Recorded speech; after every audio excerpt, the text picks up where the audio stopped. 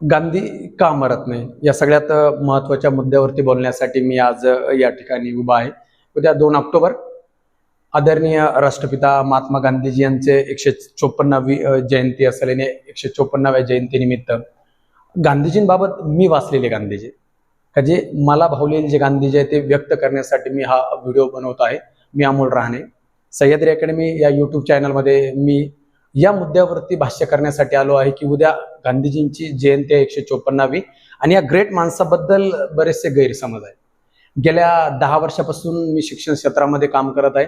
पण या शिक्षण क्षेत्रामध्ये काम करत असताना बरेच वेळा गांधींबद्दल बोलताना बऱ्याच वेळा ऐकताना आलं का मजबुरी का नाम महात्मा गांधीजी, मजबुरी का नाम महात्मा गांधीजी. पण इतके दिवस झाले मला भावलेले जे गांधी होते, बराच काळ मी गांधीजींवरती वाचन केलं आणि इतिहासाची खूप आवड असल्या कारणास्तव मी गांधीजीचा जरा सखोल अभ्यास करत गेलो आणि ते सखोल अभ्यासाअंती मला असं वाटलं 154व्या जयंतीच्या आदल्या दिवसापर्यंत का महात्मा गांधीजींबरोबर बद्दलची सखोल माहिती आहे का जी आपल्या लोकांना विशेषतः युवा वर्गाला त्याच्यातली जी काही डीप मधली माहिती ती माहित नाही. कारण कोणतरी बोलतोय म्हणून आपण गांधीजींबद्दल बोलतोय का महात्मा गांधीजींसारख्या राष्ट्रपिताला आपली मुलं ज्यांना अजून काही माहित नाही ते टकल्या म्हणतात किंवा खूप काही अभद्र शब्दांचा वापर करतात. तर त्या राष्ट्रपितांबद्दल आज बोलण्यासाठी मी या ठिकाणी उभा आहे. का पूर्वसंध्येला माझ्याकडून उद्या 2 ऑक्टोबर निमित्त या छोट्याशा त्यांच्या अनुयायाकडून उद्या त्यांना जी छोटीशी आदरांजली वाहण्याचा जो काय माझा प्रयोजन असेल ते या व्हिडिओच्या माध्यमातून असेल. का या माध्यमातून अनेक तरुणांना अनेक लोकांना ही माहिती गेली तरी खूप होईल का महात्मा गांधीजींबाबत आपण बोलताना विचार केला पाहिजे का या महान व्यक्तीबद्दल आपण काय बोलतोय. त्या संदर्भात बरंच म्हणजे आता मी जो मुद्दा घेतला त्या मुद्द्याला धरून जरी विचार केला तर बरेच लोकांच्या भुवया उंचावल्या असतील का महात्मा गांधीजी म्हणजे त्यांच्यासाठी इतका मोठा विषय नाही. परंतु महात्मा गांधीजींबद्दल बोलताना मी खूप वेळा भरभरून बोलत असतो या व्यक्तीबद्दल. जोपर्यंत मला वाटतंय, जोपर्यंत मी वाचत आलोय, जेव्हापासून मी गांधीजी वाचतोय तेव्हापासून या माणसाला किंवा या माणसाचा माझ्या जीवनावरती खूप प्रभाव पडला आणि त्याच मुद्द्याला धरून मी आज या ठिकाणी बोलायला उभं राहिलोय. आपले लोक का, भारतीय लोक विशेषतः महात्मा गांधीजींचा इतका का तिरस्कार करतायत तर त्याची 2-3 रिझन असतील. ते 2-3 रिझनावरती मी बोलाल, ते मुद्द्यांवर बोलाल. पण जग किती मानतं या महात्मा गांधीजींना याचं उदाहरण देईल. आजही जगातल्या 145 देशांमध्ये महात्मा गांधीजीचे पुतळे आहेत. जगातल्या 167 देशांमध्ये आजही महात्मा गांधीजींचे जे काही आपण टपाल तिकीट असतं त्या टपाल तिकिटावरती चित्र आहेत. आजही 20व्या शतकातला सर्वात महान श्रेष्ठ माणूस म्हणून महात्मा गांधीजींची गणना केली जाते. आणि अमेरिकेचे राष्ट्राध्यक्ष झालेले 44वे बराक हुसेन ओबामा का जे पहिले कृष्णवर्णीय किंवा पहिले आफ्रिकन आणि अमेरिकन राष्ट्राध्यक्ष का जे अमेरिकेचे 44वे राष्ट्राध्यक्ष म्हणून नियुक्त करण्यात आले. त्यावेळेस त्यांच्या एका इंटरव्ह्यू मध्ये ते म्हणतात, जर महात्मा गांधीजी जन्माला आले नसते तर मी बराक हुसेन ओबामा हा अमेरिकेचा कधीच राष्ट्राध्यक्ष झालो नसतो. म्हणजे ज्या माणसाचं प्रचंड वाचन आहे का जो अमेरिकेचा राष्ट्राध्यक्ष झालेला व्यक्ती आहे तो व्यक्ती म्हणतोय का जर गांधीजी जन्माला आले नसते तर मी अमेरिकेचा राष्ट्राध्यक्ष झालो नसतो. म्हणजे त्यांचे या ठिकाणी कळतं. त्यानंतर दुसरे महान व्यक्तिमत्व म्हणजे आफ्रिकेचे, दक्षिण आफ्रिकेचे पहिले कृष्णवर्णीय अध्यक्ष नेल्सन मंडेला. नेल्सन मंडेला म्हणतात, मी जर गांधीजी वाचले नसते, मी गांधीजींना जर अनुभवलं नसतं तर मी 27 वर्ष तुरुंगात जगलोच नसतो. म्हणजे 27 वर्ष तुरुंगात राहिल्यानंतर नेल्सन मंडेला जेव्हा बाहेर आले तेव्हा ते दक्षिण आफ्रिकेचे पहिले कृष्णवर्णीय राष्ट्राध्यक्ष झाले. म्हणजे या 2-3 गोष्टीतून ह्या गोष्टी इंडिकेट होतात का जगानं किंवा जगाच्या बदलत्या जगाचा सक्सेस पासवर्ड म्हणून ज्या ठिकाणी नेल्सन मंडेला आणि बराक हुसेन ओबामाला ओळखलं जातं ती व्यक्ती गांधीजींना इतकं मानत होते. त्याच्यानंतर टाइम मॅगझिन, अमेरिकेला टॉपचं मॅगझिन असेल टाइम मॅगझिन, आणि या टाइम मॅगझिनच्या फ्रंट पेजवरती जगातल्या महान व्यक्तींचे त्या वर्षातल्या केलेल्या कामाची पावती म्हणून छायाचित्र येत असतात. म्हणजे भारताच्या इतिहासात भारत जन्माला आल्यापासून किंवा भारत वर्षापासून टाइम मॅगझिन जन्माला आल्यापासून भारताच्या इतिहासातला फक्त एकाच व्यक्तीचं त्या टाइम मॅगझिनच्या फ्रंट पेजवरती चित्र घेण्यात आलं आणि ते फक्त म्हणजे महात्मा गांधीजी 1930 मध्ये. म्हणजे इतके जगानं, अख्ख्या जगानं ज्या माणसाला मानलं, जगातल्या सगळ्या जेवढ्या टॉपच्या युनिव्हर्सिटी असतील त्या सगळ्या टॉपच्या युनिव्हर्सिटीमध्ये आजही महात्मा गांधीजीचे तत्व आणि महात्मा गांधीजींना विचार मांडले जातात. तर भारत का महात्मा गांधीजींना किंवा भारतातला आजचा तरुण भारतीय लोक का गांधीजींना इतकं मानत नाही. गांधीजी म्हणजे मजबुरी किंवा मजबुरी का नाम गांधी. तर मी आजच सांगा, मजबुरी का नाम गांधी नाही तर मजबूती का नाम गांधी. आजपासून या 154व्या जयंती दिवसापासून आपण मजबुरी का नाम गांधी नाही तर मजबूती का नाम गांधी असंच विचारून. कारण आज तुम्हाला माझ्या या वाचनाच्या माध्यमातून मी वाचलेले गांधीजी, माझ्या पॉइंट ऑफ व्ह्यू पाहिलेले गांधीजी, हे गांधीजी मी तुमच्या पुढे आज प्रेझेंट करतोय. मलाच भावलेले गांधी, हे माझ्या विचारातले गांधी आहे. आणि बरेच सर्वसामान्य मुलांच्या विचारातले गांधी असतील ते गांधी मांडण्याचा माझा खूप दिवसाचा मानस होता आणि त्याच दृष्टिकोनातून मी आज गांधी मांडण्याचा प्रयत्न केला. हे मोहनदास करमचंद गांधी यांचा जन्म जर पाहिला तर 2 ऑक्टोबर 1869 पोरबंदर या ठिकाणी, 2 ऑक्टोबर 1869 मध्ये या महान माणसाचा जन्म झाला असेल. तरी हा महान माणूस म्हणजे यांच्या जन्माबद्दल, यांच्या शिक्षणाबद्दल या गोष्टीवरती मी आज भाष्य करण्यासाठी आलो नाही. तर गांधींबाबत असणारे जे आपले विचार आहेत की गांधीजी आपण वाचले नाही, फक्त कुणीतरी गांधीजी आपल्याला सांगितले आणि त्याच विचारावरती आपण विचार करत करत सांगत आलो का गांधीजी असे होते, गांधीजी तसे होते. खूप वेळा वाचण्यात असं येतं का 70 वर्षाचा मनुष्य किंवा 70 वर्षाचे गांधीजी 2 पोरींच्या खांद्यावरती हात घेऊन चालतात आणि तुम्ही 17व्या वर्ष सुद्धा चालू शकत नाही असं अभद्र गांधीजींबद्दल बोललं जातं. पण गांधीजी कळण्यासाठी खूप मोठा त्याच्यासाठी वाचन करावं लागतं आणि गांधीजींना समजून घ्यावं लागतं. त्यातल्या बऱ्याचशा घटना असेल. मी पहिली घटना तुम्हाला 1922 ची सांगन. चौरी चौरा घटना होती. चौरी चौरा घटनेनंतर बऱ्याच जणांनी गांधीजींवरती आग पाखड केली. बरेच जण काँग्रेसमधून फुटून बरेच राष्ट्रवादी पक्ष वगैरे स्थापन करण्याचा प्रयत्न केला असेल. स्वराज्य पक्षाची पण त्यावेळेस स्थापना झाली असेल. 1922 ची घटना असेल. 4 फेब्रुवारी 1922 महात्मा गांधीजींनी असहकार आंदोलन सुरू केलं होतं आणि असहकार आंदोलन एकदम जोमात होतं. आणि असहकार आंदोलन सुरू असताना गांधीजींचं तत्व होतं अहिंसा. म्हणजे गांधीजी आपल्या तत्वाबाबत इतके ठाम होते ना का ते अहिंसा म्हणजे हिंसा करायचीच नाही याच मुद्द्याशी होते. आणि त्या घटनेमध्ये असहकार आंदोलनामध्ये 4 फेब्रुवारी 1922 मध्ये चौरी चौरा, उत्तर प्रदेशमधल्या चौरी चौरा या गोरखपूर जिल्ह्यातल्या चौरी चौरा या ठिकाणी आंदोलनकर्ते जात होते आणि आंदोलनकर्त्यांवरती पोलिसांचा लाठीचार्ज झाला. आणि या लाठीचार्ज झाल्यानंतर त्या ठिकाणी जमलेला जो काही समुदाय होता, आंदोलनकर्त्यांनी त्या ठिकाणचं असणारं जे काही तुरुंग असेल किंवा त्या ठिकाणचे असणारं पोलीस स्थानक असेल तेच जाळून टाकलं आणि त्या ठिकाणी 22 पोलीस कर्मचाऱ्यांचा मृत्यू झाला. ही घटना समजल्यानंतर त्या ठिकाणी ब्रिटिशांकडून मार्शल लॉ पुकारण्यात आला. मार्शल लॉ म्हणजे त्या ठिकाणी लक्षात ठेवायचं तर मार्शल लॉ म्हणजे जो दिसल त्याला गोळी घालणं, जो दिसल त्याला गोळी घालणं. आणि गांधीजींच्या तत्वामध्ये गोष्ट नव्हती. गांधीजींनी तात्काळ डिसिजन घेतला जर मार्शल लॉ पुकार. या ठिकाणी 2 गोष्टी का गांधीजींनी जर आंदोलन चालू ठेवलं असतं तर भारताला लवकर स्वातंत्र्य मिळालं असतं. पण दुसरी बाजू कोणी अभ्यासले नाही का गांधीजींचे विचार काय होते. गांधीजींना वाटत होतं का आपण अहिंसेच्या मार्गाने जात आहे आणि अहिंसेच्या मार्गाने जात असताना या ठिकाणी ब्रिटिशांकडून आता मार्शल लॉ पुकारण्यात येईल, जो दिसल त्याला गोळी घातली जाईल. आणि असंच आंदोलन चालू राहिलं तर आपल्याला कितीतरी आपल्या माणसांना गमवावं लागेल. गांधीजींना या गोष्टीचं आकलन होतं म्हणून गांधीजीने तात्काळ असहकार आंदोलन स्थगित केलं. परंतु गांधीजींना ठपका ठेवण्यात आला का गांधीजींनी या आंदोलन मागे घेऊन पुन्हा एकदा काय केली, घोडचूक केली. पण दुसरी बाजू कोणी पाहिलीच नाही का गांधीजींचा त्यामधला पॉईंट ऑफ व्ह्यू काय होता. ही झाली 1922 ची घटना. त्यानंतर 1930 सविनय कायदेभंगाची चळवळ असेल. पण त्याच्या अगोदर खूप महत्वाचा मुद्दा निर्माण झाला असेल का त्यावेळेस इंग्लंडचे पंतप्रधान असतील रमसे मॅकडॉनल्ड यांनी इंग्लंड या ठिकाणी 3 गोलमेज परिषदांचं किंवा गोलमेज परिषदांचं आयोजन केलं. त्यांनी पहिल्यांदा राष्ट्रीय काँग्रेसकडून कोणाला आमंत्रित करण्याचं ठरवलंच नाही, कारण राष्ट्रीय काँग्रेसचं नेतृत्व करत होते त्यावेळेस सगळ्यात महत्वाचं व्यक्तिमत्व त्यावेळेस गांधीजी राष्ट्रीय काँग्रेसचं नेतृत्व करत होते. आणि गांधीजींना आमंत्रित करायचं नाही म्हणून त्यांनी विषय सोडून दिला आणि गोलमेज परिषदेचं आयोजन केलं लंडन या ठिकाणी. पहा बाळांनो, तर लंडन या ठिकाणी जेव्हा गोलमेज परिषदेचं आयोजन करण्यात आलं, गांधीजींनी लंडन या ठिकाणी गोलमेज परिषदेचा सुरू झाल्या होत्या त्याच वेळेस महात्मा गांधीजींनी भारतामध्ये सविनय कायदेभंगाची चळवळ स्टार्ट केली. त्यावेळेस त्यांनी गोलमेज परिषदेसाठी हिंदू संघटनेकडून त्यावेळेस महत्वाचे पंडित मदन मोहन मालवीय, बॅरिस्टर जीना असतील, डॉक्टर B.R. आंबेडकर असेल, त्या ठिकाणी बाकीचे जेवढे काय भारतातले टॉपचे लोक असतील त्या सर्व टॉपच्या लोकांना त्या ठिकाणी त्यांनी आमंत्रित केलं होतं आणि सर्व आले होते.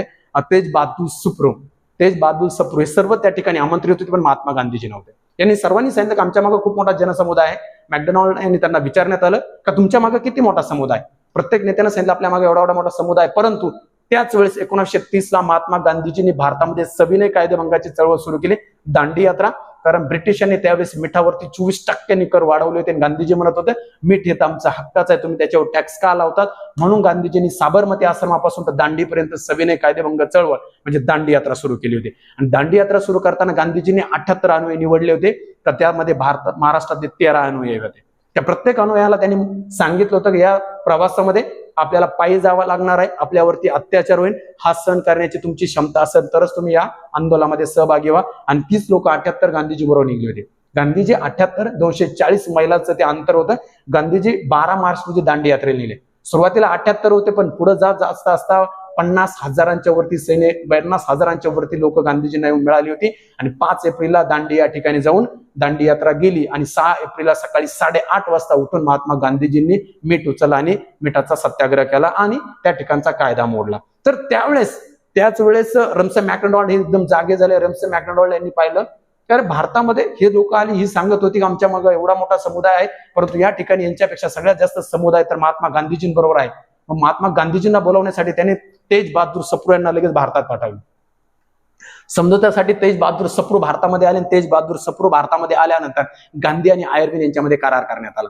तो गांधी आणि आयर्विन यांच्यामध्ये करार झाला 5 मार्च 1931 ला गांधी आणि आयर्विन करार झाला आणि गांधी आणि आयर्विन करारानुसार 1931 ला सविनय कायदेभंग चळवळ स्थगित करण्यात आली आणि त्याच वेळेस गांधी दुसऱ्या गोलमेज परिषदेत जायला तयार झाले. हा इतिहास आहे. पण या ठिकाणी एक मोठा टप्पा गांधीजींवर ठेवला जातो का गांधी आणि आयर्विन यांच्यात करार झाला 5 मार्च 1931 ला आणि त्याच वेळेस महात्मा गांधीजी त्यावेळेस भगतसिंग असेल, राजगुरू असेल, सुखदेव असेल यांना फाशीची शिक्षा जाहीर झाली होती, परंतु फाशीची डेट जाहीर झालेली नव्हती. सगळा देश एकवटला असेल असं म्हटलं जात होतं का भगतसिंगांना फाशी होऊ नये म्हणून महात्मा गांधीजीने प्रयत्न करावा. पण इतिहासकार काही सांगतात विरोधाभास काही वेगवेगळे सांगतात. गांधीजींनी 7 वेळा आयर्विन यांना विनंती केली होती का तुम्ही या ठिकाणी भगतसिंगांना यातून मुक्त करा, परंतु त्यावेळेस आयर्विन ऐकत नव्हता आणि आयर्विनचं म्हणणं होतं जर तुम्ही अहिंसावादी आहे तर या ठिकाणी भगतसिंगांनी हिंसा केली तर तुम्ही का त्यांना वाचवण्याचा प्रयत्न करत आहात. बरंच आहे. त्याच्यामध्ये 4 न्यायाधीश होते, त्यातला 1 न्यायाधीश भारतीय होता आणि 3 न्यायाधीश हे युरोपियन होते. त्यातला असणारा आगा हैदर खान नावाचा जो न्यायाधीश होता, या न्यायाधीशानं सुद्धा त्या ठिकाणी भगतसिंगांची बाजू मांडली होती आणि भगतसिंगाची बाजू मांडणी न झाल्यानंतर त्या ठिकाणी आगा हैदर खान यांनी सुद्धा आपल्या पदाचा राजीनामा दिला होता. ज्या ठिकाणी न्यायाधीशाचं ऐकलं गेलं नाही तर त्या ठिकाणी महात्मा गांधीजी सारख्या वकिलाचं ऐकणं शक्य नव्हतं आणि महात्मा गांधीजी अहिंसा मानणारे होते. गांधीजींबाबत आजही जगातल्या 145 देशांमध्ये त्यांचे पुतळे असतील, 167 देशांमध्ये आजही त्यांचं प्रत्येक 167 देशांच्या टपाल तिकिटावर त्यांचं चित्र असतं. त्यांच्या सिद्धांतामुळे, त्यांच्या तत्वामुळे ते अहिंसा मानत होते आणि अहिंसा मानणारं त्यांचं तत्व होतं. आजच्या राजकारणासारखं नसतं की रात्री तत्व बदलतात, रात्री अजेंडे बदलतात. त्यावेळेस गांधी होते म्हणून गांधींवरती आज कोणी पण येऊन भाष्य करतं. गांधीजी आपल्या तत्वांबाबत होते आणि त्या ठिकाणी आयर्विननं सुद्धा गांधीजींबरोबर बोलताना जे 11 तत्व ठेवले होते गांधी आयर्विन करारामध्ये, त्याच्यात हाच मुद्दा होता. राजनैतिक कैदी सोडले जातील आणि या ठिकाणी त्या ठिकाणी आपल्या भगतसिंगांवरती जो आरोप होता तर त्यांचा हत्येचा आरोप होता. त्यामुळे राजनैतिक कैद्यांच्या यादीमध्ये भगतसिंग येत नव्हते आणि त्या कलमाचा अंतर्भाव त्यांनी केलेला होता.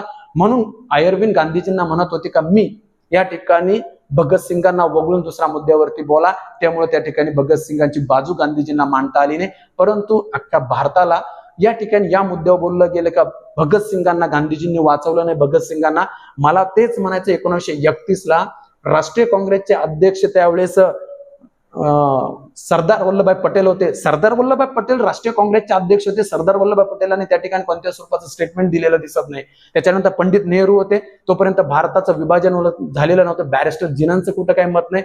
त्या बाकी सगळे लोक जी होती कोणी कोणत्या संघटनेनं त्यावेळेस दिलेलं पत्र नव्हतं. मग आपण सर्व या गोष्टीला फक्त गांधीजींना जबाबदार धरतो. गांधीजींनाच का जबाबदार धरलं जातं हे खूप महत्वाचे मुद्दे त्या ठिकाणी दिसतात. का गांधीजी त्या मुद्द्याशी इतके संलग्न होते की गांधीजी स्वतः लीड करत होते तरी परंतु त्या ठिकाणी ते भगतसिंगांना वाचू शकले नाही. परंतु याचा अर्थ असा नाही का गांधीजींनी त्या ठिकाणी प्रयत्न केले नाही. हा एक इतिहास आहे का त्या इतिहासामध्ये असं बोललं जातं. येतो तो म्हणजे नेताजी सुभाषचंद्र बोसांचा. नेताजी सुभाषचंद्र बोसांबद्दल पण आपल्याला तसेच गैरसमज सांगण्यात आले. पण नेताजी सुभाषचंद्र बोस हे महात्मा गांधीजींना खूप मानत होते आणि महात्मा गांधीजींच्या प्रयत्नामुळेच नेताजी सुभाषचंद्र बोस यांना राष्ट्रीय काँग्रेसचं 1938 ला पहिल्यांदा अध्यक्ष करण्यात आलं. पहिल्यांदा जेव्हा ते 1938 ला गांधीजींच्या प्रयत्नातून जेव्हा सुभाषचंद्र बोस हे अध्यक्ष झाले होते तेव्हा खूप काही विचार जुळत होते. पण त्याच काळामध्ये 1938 नंतर 1939 ची घटना असेल का पुन्हा एकदा सुभाषचंद्र बोसांना वाटलं 1939 ला लगेच का राष्ट्रीय काँग्रेसचा आपण अध्यक्ष व्हावं. त्याच काळामध्ये गुजरातमध्ये पण दंगली चालू होत्या. महात्मा गांधीजी त्या दंगली थांबवण्यासाठी गुजरातमध्ये होते. राजकोट या ठिकाणी दंगली चालू होत्या आणि त्या ठिकाणी महात्मा गांधीजी दंगली थांबवत होते. आणि त्याच वेळेस सुभाषचंद्र बोसांचं म्हणणं होतं का मला परत राष्ट्रीय काँग्रेसचा अध्यक्ष व्हायचं आणि काँग्रेसच्या अजेंडामध्ये काँग्रेसची जी काही कार्यकारिणी होती त्या काँग्रेसच्या कार्यकारिणीचं म्हणणं होतं का सुभाषचंद्र बोस हिटलरला जाऊन मिळाले होते किंवा हिटलरच्या विचारांना प्रभावित झाले होते आणि त्यांचं म्हणणं होतं का आपल्या शत्रूचा शत्रू तो आपला मित्र म्हणजे जर्मनी जर ब्रिटनचा शत्रू आहे तर आपण सुद्धा काय करू आपल्या शत्रूला जाऊ म्हणजे ब्रिटनच्या शत्रूला जाऊन मिळू. आपला शत्रू सुद्धा कोण आहे ब्रिटन आहे इंग्रज आहे तर आपण जर्मनीला हिटलरला जाऊन मिळू आणि भारताच्या स्वातंत्र्यासाठी प्रयत्न करू. परंतु या ठिकाणी राष्ट्रीय काँग्रेसच्या नेत्यांनाही मान्य नव्हतं. राष्ट्रीय काँग्रेसची जी काही कार्यकारिणी होती त्यामध्ये सगळ्यात महत्वाचं डॉक्टर राजेंद्र प्रसाद असतील, सरदार वल्लभभाई पटेल असतील, पंडित जवाहरलाल नेहरू असतील. महात्मा गांधीजी तिकडेच होते, परंतु या ठिकाणी विरोध केला. कार्यकारिणीतली महत्वाची माणसं होती आणि कार्यकारिणी हे पूर्ण चालवत होते. कार्यकारिणीचा विरोध होता आणि त्या ठिकाणी मतदान झालं. त्या ठिकाणी सुभाषचंद्र बोस उभे राहिले आणि कार्यकारिणीतून पण जो व्यक्ती उभा राहिला ते व्यक्ती विजयी झाला. ती व्यक्ती पराभूत झाली आणि त्या ठिकाणी सुभाषचंद्र बोस हे काय झाले, विजय झाले. सुभाषचंद्र बोस विजय झाल्यानंतर सुद्धा सुभाषचंद्र बोस ऐकणार नाही म्हणून कार्यकारिणीने सांगितलं का तुम्हाला गांधीजी देतील त्याच कार्यकारिणीवर काम करावं लागेल. गांधीजीचं पण म्हणणं तेच होतं सुभाषचंद्र बोसांना का तुम्हाला अपेक्षित असणारी जी काही कार्यकारिणी आहे ती तुम्ही निवडा, परंतु मी याच्यामध्ये कोणत्या स्वरूपाचा इंटरफेअर करणार नाही. परंतु गांधीजींनी अशा स्वरूपाचं वक्तव्य दिल्यानंतर त्या ठिकाणी कार्यकारिणीमधले सरदार पटेल असेल, त्याच्यानंतर सरदार पटेल असतील, त्याच्यानंतर सगळ्यात महत्वाचं पंडित जवाहरलाल नेहरू असतील आणि सरदार वल्लभभाई पटेल असतील, हे म्हणे आम्ही कार्यकारिणीत राहणार नाही. जर सरदार पटेल, त्याच्यानंतर पंडित नेहरू हे जर आणि डॉक्टर राजेंद्र प्रसाद हे जर कार्यकारिणीमध्ये राहू शकत नाही तर कार्यकारिणी चालवायची कशी, म्हणून त्या ठिकाणी सुभाषचंद्र बोसांनी आपल्या पदाचा काय दिला, राजीनामा दिला आणि 1939 जे त्रिपुरा अधिवेशन होतं या त्रिपुरा अधिवेशनापासून ते काय झाले, बाजू झाले. म्हणजे इतिहासकार कधी कधी सांगतात का त्या ठिकाणी गांधीजींना जबाबदार धरलं जातं, परंतु गांधीजी त्यावेळेस सुद्धा त्या ठिकाणी अनुपस्थित होते. त्यावेळेस काँग्रेसची जी कार्यकारिणी होती त्या कार्यकारिणीमध्ये आणि सुभाषचंद्र बोसांमध्ये काय झाला, अंतर्गत कलह झाला होता. पण इतिहासामध्ये वेगवेगळी वळणं दिली जातात. जर सुभाषचंद्र बोसांना गांधीजींवरती इतका तिरस्कार होता तर सुभाषचंद्र बोसांनी आपली जी महत्वाची आझाद हिंद सेना घेऊन जे भारतात आले होते तर त्यांच्या एका युनिटचं नाव सुद्धा त्यांनी ठेवलं होतं गांधी ब्रिगेड, नेहरू ब्रिगेड. जर त्यांना गांधीजींबद्दल एवढा तिरस्कार असता तर सुभाषचंद्र बोसांनी आपल्या त्या ब्रिगेडचं नावच का ठेवलं असतं. त्याच्यानंतर दुसरा सगळ्यात महत्वाचा मुद्दा, 1944 ला महात्मा गांधीजीच्या जन्मदिनाच्या दिवशी सुभाषचंद्र बोस हे भाषण करताना त्यांनी स्वतः म्हटलं होतं गांधीजींना राष्ट्रपिता. आजही महात्मा गांधीजींना राष्ट्रपिता म्हटलं जातं कारण सुभाषचंद्र बोसांनी 1944 ला महात्मा गांधीजीच्या जन्मदिनाच्या दिवशी केलेलं हे वक्तव्य होतं. त्याच्यानंतर भारतामध्ये नोबेल प्राइज मिळालेले सगळ्यात महान कवी असतील ते म्हणजे रवींद्रनाथ टागोर. या रवींद्रनाथ टागोरांनी सुद्धा महात्मा गांधीजीला महात्मा म्हटलं. म्हणजे जगानं भारतातल्या टॉपच्या लोकांनी या माणसाला मानलं असं तर आपण सर्वसामान्य लोक काय या व्यक्तीबद्दल जी माहिती चुकीची असेल त्या माहितीवरून बोलत राहिलो. दुसरा मुद्दा असेल तो म्हणजे गांधीजींच्या हत्येच्या बाबत असेल. गांधीजींच्या हत्येचा जर प्रयत्न पाहायला गेला ना 1934 ला सुद्धा गांधीजींच्या हत्येचा प्रयत्न करण्यात आला होता.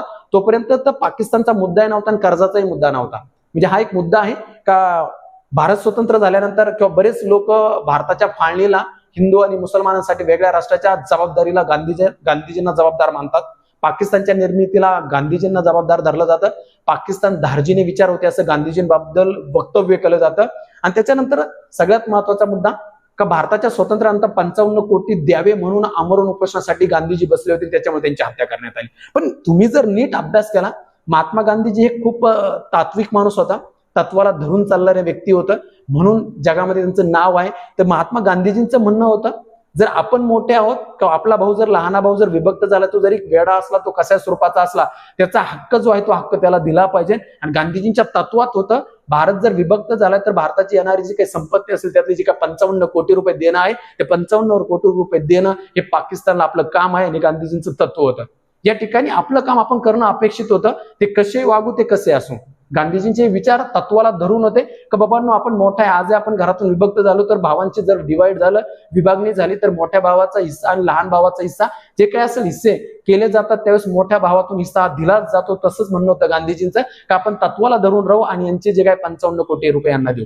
पण याही मुद्द्याचं त्या ठिकाणी भांडवल करण्यात आलं का महात्मा गांधीजींना इथे दाखवण्यात आलं का महात्मा गांधीजी चुकीचं आहे. त्याच्यानंतर जर इतिहासाच्या पानावर तुम्ही पाहिलं 1916 ला आपण महात्मा गांधीजींचं स्ट्रगल पहा. 1915 पासून तर 1947 पर्यंत या माणसाने निवड स्ट्रगलच केलाय.